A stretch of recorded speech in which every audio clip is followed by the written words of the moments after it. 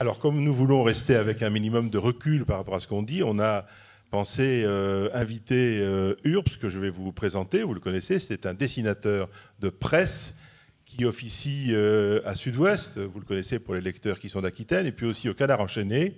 Et donc, il va faire des dessins au moment où il le souhaite et par rapport à ce que nous dirons, et il les projettera sur l'écran pour nous faire un peu sourire et nous permettre de garder un minimum de recul par rapport à ce que nous disons et qui est très sérieux. Merci beaucoup à Urbs d'être présent avec nous toute la journée.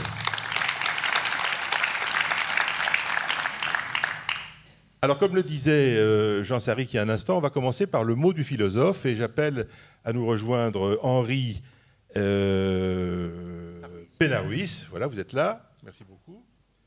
Alors, Henri Pénard-Ruiz est philosophe. Il a fait l'école normale supérieure de Saint-Cloud, agrégé de philosophie, professeur de classe préparatoire. Il a ensuite passé sa thèse sur le thème de la philosophie de la laïcité. Maître de conférence à Sciences Po, il a beaucoup donné dans le domaine de la laïcité. Il a été, en 2002, l'un des membres de la commission réunie pour faire des propositions sur la laïcité à l'école. En 2003, il est devenu un des 20 sages de la commission que Bernard Stasi présidait sur la laïcité. C'est un partisan de la séparation entre l'État et les options spirituelles, dont les religions, et dont aussi l'athéisme. Et on l'a récemment entendu, sa position très claire, dans les questions qu'il y a en ce moment sur...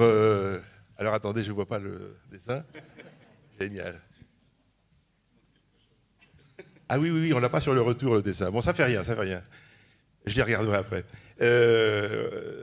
Et donc, on a entendu les positions très claires d'Henri Pénard-Ruiz sur le débat sur l'islamophobie. On peut critiquer une religion, on ne peut pas rejeter quelqu'un à cause de sa religion, si j'ai bien compris, Henri. Mais en l'occurrence, ce n'est pas sur la question de la laïcité dont il est spécialiste que Jean l'a invité, mais c'est plutôt parce qu'il l'a entendu parler d'Épicure. Et donc, ce matin, c'est sur le thème de Épicure et le contrôle du plaisir que vous allez intervenir. De mes cours de philosophie, je me souviens de « Est-ce que le bonheur passe par le plaisir ?» Dioclès a dit, si j'ai bien compris, qu'Épicure était peut-être végétalien, et qu'un verre de vin lui suffisait par jour. Il buvait souvent de l'eau, donc de préférence de l'eau. Bon, Épicure et le contrôle du plaisir. Bien, je suis un peu impressionné devant ce bel auditoire, mais aussi en raison de ce que je suppose être mon incompétence. Je suis philosophe, mais un philosophe est un généraliste. Si on reprend un modèle médical, ce n'est pas un spécialiste, à mon avis, c'est-à-dire qu'il doit s'occuper de toutes les choses qui concernent l'existence humaine. Quand Jean Sarric, devenu maintenant presque un ami, m'a téléphoné pour me demander de venir tenir quelques propos philosophiques sur le vin, sur le statut du vin dans l'accomplissement humain ou dans l'existence humaine, j'ai d'abord hésité. Je n'ai pas décliné l'offre, j'ai voulu en savoir plus. Je lui ai dit, vous savez, je suis incompétent, d'abord parce que je ne connais pas le vin. Je sais que j'aime bien boire un bon verre de vin de temps en temps. Ma famille d'origine espagnole me disait, quand je faisais les travaux des champs en Vieille Castille, « Un buen vaso de vino no te viene bien ». Un bon verre de vin, ça te fera du bien. Donc, j'ai découvert enfant les bienfaits du vin, même si je savais qu'il y avait aussi les méfaits, non pas du vin, mais de son utilisation non maîtrisée. Et évidemment, là, on a un objet philosophique. Le vin peut-il contribuer à l'accomplissement humain, oui ou non? Ou peut-il effectivement être un danger mortel? C'est cette ambivalence qu'il convient de dénouer de façon rationnelle.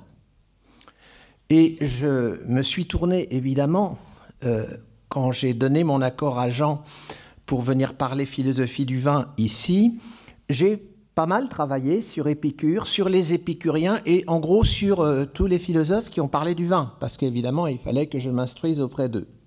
Et je vous propose, comme ça, en freelance, le résultat incertain de mes réflexions, que je soumets évidemment à votre jugement. Alors, philosophe, ce n'est pas un très grand mot. Philosophia, en grec, ça veut dire celui qui aime la sagesse. Et Platon faisait remarquer que celui qui aime la sagesse est conscient de ne pas être assez sage Parce que s'il était sage, il n'aurait plus besoin de la philosophie qui est recherche de la sagesse. Donc nous sommes amoureux de la sagesse, peut-être parce que nous sommes conscients que parfois, souvent, trop souvent peut-être, nous ne sommes pas vraiment sages. Qu'est-ce que la sagesse? Ce n'est pas seulement la connaissance théorique, c'est aussi l'art de vivre pratique. C'est aussi la conduite de la vie de telle façon que je la maîtrise. Non pas que je la contrôle, je retirerai le terme contrôle et j'utiliserai la notion de maîtrise, qui est un paradigme technique. Je maîtrise mon véhicule si je négocie le virage à une vitesse suffisamment modérée pour ne pas sortir de la route. Donc, c'est le défaut de maîtrise qui peut être en jeu dans la quête du bonheur. Remontons aux Grecs, à cette aube extraordinaire de la philosophie. Qu'est-ce que la philosophie? C'est l'art de prendre soin de ses pensées. Nous prenons soin de notre corps, il faut prendre soin de ses pensées. Pourquoi? Parce que de nos pensées dépendra notre conduite. De notre conduite dépendra notre façon d'être. Ethos en grec désigne d'abord façon d'être et on a appelé éthique l'art de s'occuper de sa façon d'être. De quelle façon d'être s'agit-il dans une cité, c'est-à-dire dans une communauté politique comme Athènes ou Sparte? Mon rapport à autrui ne doit-il pas s'ordonner à des principes, princeps, ce qui est premier, une règle première? Par exemple, le respect de l'humanité dans toute personne est un principe éthique qui rend possible la vie commune. Par exemple aussi, le rien de trop épicurien est un principe éthique, non pas au sens moral, mais au sens de la conduite lucide de l'existence humaine. Pardonnez-moi de parler de moi, mais c'est un exemple d'une expérience méditée. Je pris conscience un jour que lorsque je mélangeais le vin blanc et le vin rouge successivement dans un bon repas arrosé chez des amis, j'étais nez variéture, malade toute la journée du lendemain. Migraine, nausées, etc. Je passe les détails. Et je me dis, mais alors, que se passe-t-il? Je visais le plaisir et j'ai obtenu son contraire, la douleur et la souffrance. Donc, je ne maîtrisais pas ma conduite. D'où l'idée simple, simplissime, de noter les occurrences des migraines, des nausées, c'est-à-dire les circonstances particulières dans lesquelles j'avais ces migraines et ces nausées. Et la décision de m'abstenir de ce qui, effectivement, conduit au contraire du plaisir, à savoir à la souffrance. C'est pourquoi hier, lors d'un très beau repas, en compagnie de Michel Guérard et de Jean Sarric, je me suis abstenu de mélanger le vin blanc et le vin rouge. Et aujourd'hui, je ne suis pas malade. Donc tout va bien. J'ai appliqué une maxime épicurienne. Je dois dire que sur l'invitation d'un autre ami ici présent, j'ai bu une gorgée du vin blanc parce que la tentation était irrésistible. Et il m'a dit, mais une gorgée, ça ne pourra pas créer un mélange avec le rouge. J'ai dit, je prends le risque. Et effectivement, je n'ai pas regretté parce que j'ai trouvé exquis ce vin blanc d'hier. Alors voilà l'épicurisme. Et l'épicurisme, évidemment, c'est comme beaucoup de termes philosophiques de la langue ordinaire, souffre d'un terrible malentendu. Être épicurien, ce serait être un débauché, amateur de la bonne bouffe, de la bonne point de suspension, du bon vin, etc. Non. Épicure nous dit la réalité essentielle de la vie accomplie, je traduis vie accomplie, eu zen, zen la vie, eu la bonne vie. Car ce que les philosophes jouissent, ce que les philosophes visent, ce n'est pas seulement la survie, mais la vie bonne. Il ne s'agit pas seulement d'être dans un sauf-qui-peut qui rendrait la vie grise. Il faut savoir goûter de tous les plaisirs, plaisir d'amour, plaisir d'amitié, plaisir de courir ou de marcher, plaisir de la présence, plaisir de l'évocation de l'absence, plaisir de se sentir gai, plaisir redoublé, réflexif d'une vie accomplie, c'est-à-dire d'une vie qui épanouit en nous les potentialités dont tout être humain est doté. Et ce plaisir, c'est aussi le symposium, le banquet, au cours duquel, avec des propos amicaux, avec du bon vin, on savoure l'existence. Le bonheur d'exister que décrit Rousseau dans la 5e rêverie du promeneur solitaire. Que ressent-on dans cet état? Il décrit la nature, il décrit les sensations, au plaisir desquelles il sent son être envahi, et il dit « on jouit de soi et des autres dans cet état ». Donc, eu zen, la vie accomplie, la vie bonne. Oui, c'est la vie bonne qui est en question pour Épicure. Mais la vie bonne ne va pas sans la liberté, et la liberté ne va pas sans ce qu'il appelle autarkeia. Ne nous méprenons pas, ce n'est pas un terme économique. Autarcie, la vie repliée d'un pays qui ne commercerait pas avec les autres. Non, l'autarcie, c'est l'autosuffisance.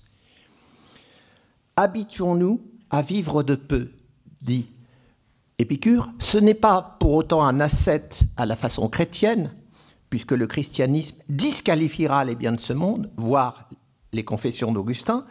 Non, c'est quelqu'un qui pratique l'ascétisme pour se mettre hors de portée des fluctuations de l'existence.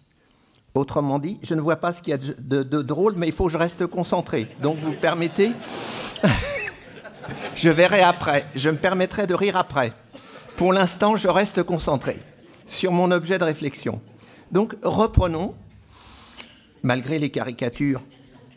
Vous savez que je suis favorable à la liberté de caricature et j'ai une pensée émue pour mon ami Charb, assassiné par un fanatique religieux qui croyait complaire à Dieu en tuant ses créatures supposées. Je referme cette parenthèse d'émotion. Donc effectivement, il s'agit de bien vivre et Épicure dit « disciplinons-nous pour satisfaire nos moyens, nos besoins de façon modeste. Faisons même l'exercice de nous contenter d'un peu d'eau fraîche dans la paume et d'un peu de pain. Cela ne nous empêchera pas de participer à un bon gueuleton le cas échéant quand il se présentera. Mais alors, nous sortirons de la discipline ordinaire pour goûter la fête. Le festif de la vie n'est-il pas aussi essentiel que l'autorégulation ascétique qui permet de ne pas dépendre des écarts de fortune? Effectivement, nous savons bien que si nous nous habituons à ne vivre que de bon vin, surtout au prix qu'il coûte aujourd'hui, nous pourrons rarement satisfaire cette habitude, du moins si nous n'appartenons pas au happy few qui gagne énormément d'argent. La majorité doit donc effectivement donner un rôle au festif, à la fête. Un bueno vino de vaso te viene bien. Un bon verre de vin te fera du bien. Tu en goûteras les saveurs. Tu en goûteras tous les plaisirs qui peuvent s'attacher au palais et non pas à l'estomac. Tu boiras non pas pour étancher ta soif, mais tu boiras pour goûter. Le rapport au vin n'est pas simplement une technique de survie, cela devient un art. Comme la cuisine dont je parlais hier avec Michel Guérard est un art. Ce n'est pas un artisanat, c'est un art. Il y a de l'invention dedans, il y a de la créativité dedans. C'est en ce sens que, effectivement, c'est bien un art, l'art du vin. Mais ça peut être autre chose aussi, diraient d'autres philosophes. Pline, par exemple, Pline le Jeune disait « In vino veritas », dans le vin, la vérité. Et ça sera repris dans un texte que je trouve un peu réactionnaire de Søren Kierkegaard en 1844, qui fera un livre qui s'appelle « In vino veritas ». J'en ai extrait une phrase quand même qui me paraît intéressante et que je soumets à votre jugement. Le vin est la défense de la vérité et la vérité, la défense du vin. Personne ne devrait donc parler avant d'avoir bu, dit-il au cours d'un symposium. Il y avait un symposiarque, c'est-à-dire un commandant de banquet, qui disait « buvez ». Pourquoi? Parce que une certaine euphorie permet de désinhiber l'être humain et de faire qu'il dise des choses qu'il ne dirait pas dans la grisaille ordinaire. Et ce dire, qui surgit peut-être des profondeurs de l'inconscient, qui sait, n'est-il pas porteur d'une vérité qui élargit l'horizon? Dionysos, Bacchus en latin, Dionysos en grec, n'était-il pas ce dieu de l'ivresse, mais de l'ivresse non pas mortifère, comme lorsqu'on dit que quelqu'un est ivre-mort, non, de l'ivresse mesurée, de l'ivresse qui peut-être déborde les limites du quotidien, mais peut-être pour s'en affranchir lorsqu'elles sont trop pesantes, et qui, à ce moment-là, délivre une vérité qui ne serait pas accessible sinon. Alors, je lis, parce que même si je n'ai pas beaucoup aimé le livre de Søren Kierkegaard, j'en ai extrait une pépite, une phrase, que je soumets à votre jugement. Je sais qu'il y a parmi vous beaucoup de médecins. Donc, voilà ce qui est écrit. Personne ne devrait donc parler avant d'avoir bu, et il faut soit ressentir toute la puissance du vin, soit se trouver dans cet état où l'on parle beaucoup et malgré soi, sans pour cela que le discours de la pensée soit constamment interrompu par des hoquets. Alors vous voyez, il y a deux extrêmes et un segment de droite qui peut être divisé en deux parties, avec au milieu le juste milieu. Non pas la grisaille quotidienne, non pas l'ivresse au point d'en mourir, ou le moment où la lucidité est abdiquée parce qu'on se met à hoqueter et qu'on ne peut plus tenir jusqu'au bout une phrase sensée.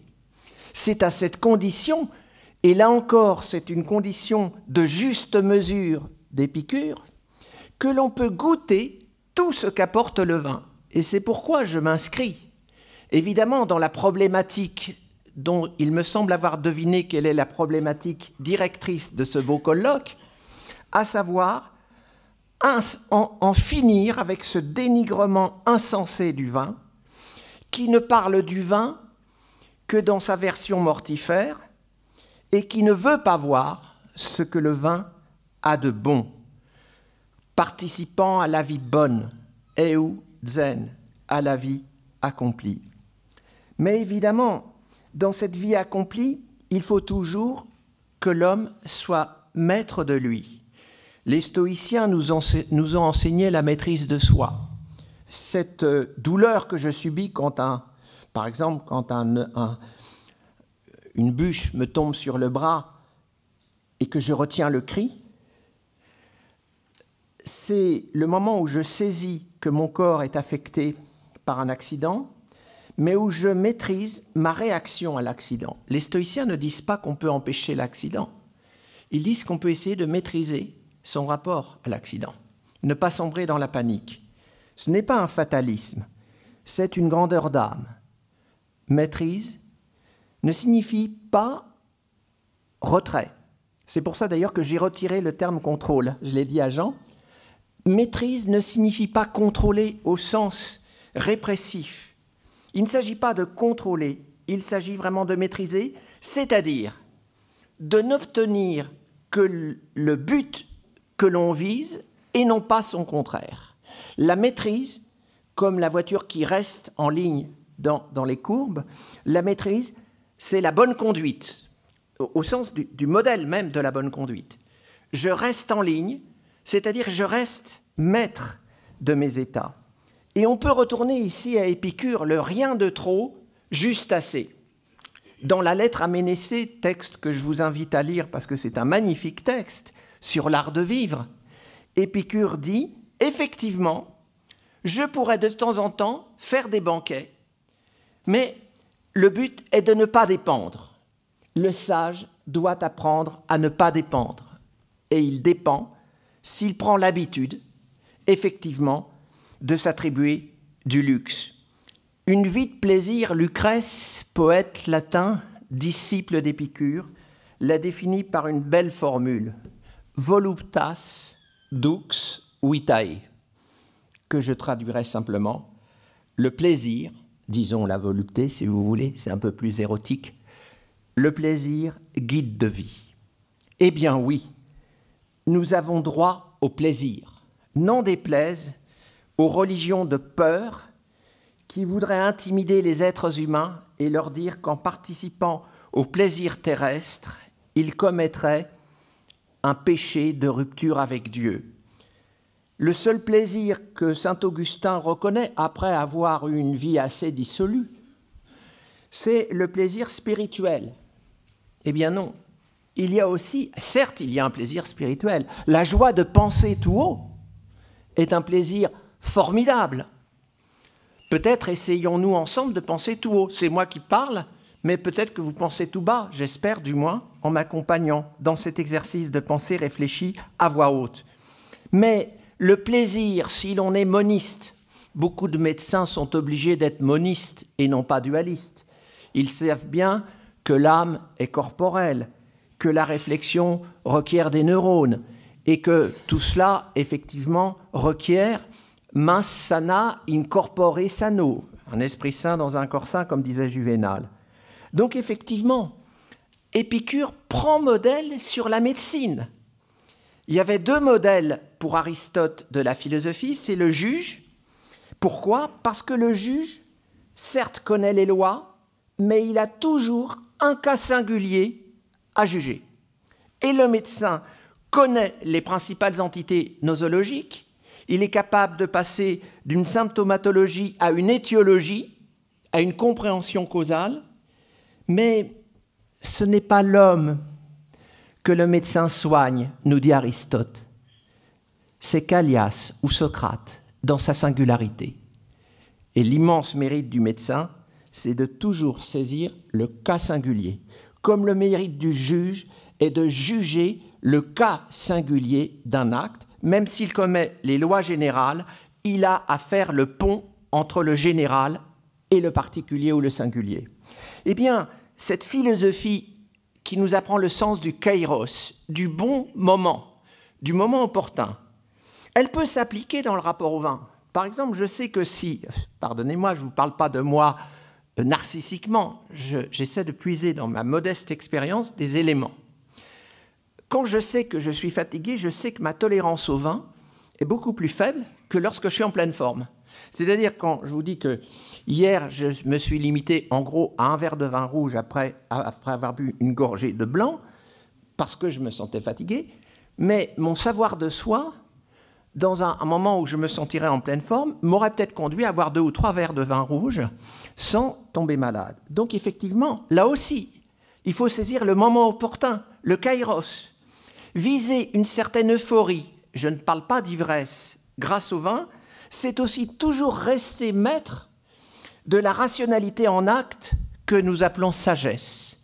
Et à partir de ce moment-là, nous serons sûrs d'avoir la maîtrise de notre conduite, obtenir le plaisir et non pas son contraire, à savoir la nausée ou la souffrance. Je pourrais continuer, mais je sais que le temps m'est compté et que je dois laisser la place à d'autres orateurs.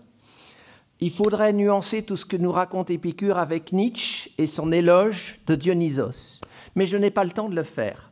Permettez-moi, puisque, en fait, Jean, j'ai préparé un exposé d'1h30 ou 2h, et il me faut parler 30 minutes, donc je vais couper là, par égard pour l'assistance et pour les personnes qui parleront après moi. Mais Nietzsche a une vision assez extraordinaire du rapport entre deux divinités qu'il prend évidemment comme des symboles. Il ne croit pas à la divinité de ces gens. Il est un peu comme les Romains qui riaient de leur Dieu. Hein. Il dit, voilà, la vie humaine, c'est à la fois Apollon, la belle forme, et Dionysos, le retour à l'indifférenciation originelle, le dépassement des limites. Alors il y a quelque chose de dionysiaque dans le plaisir du vin, un peu comme dans le plaisir d'amour, il y a quelque chose de dionysiaque. Dans l'union amoureuse, il y a cette petite mort qui est l'abolition furtive des limites du corps individué et le sentiment de ne faire qu'un avec l'autre. Eh bien, cette expérience des limites dépassées fait partie du plaisir de l'existence, comme l'euphorie qui nous fait plaisanter après avoir bu un bon verre d'un bon vin. Je ne vais pas au-delà, sinon je romprai le contrat. Merci de votre attention.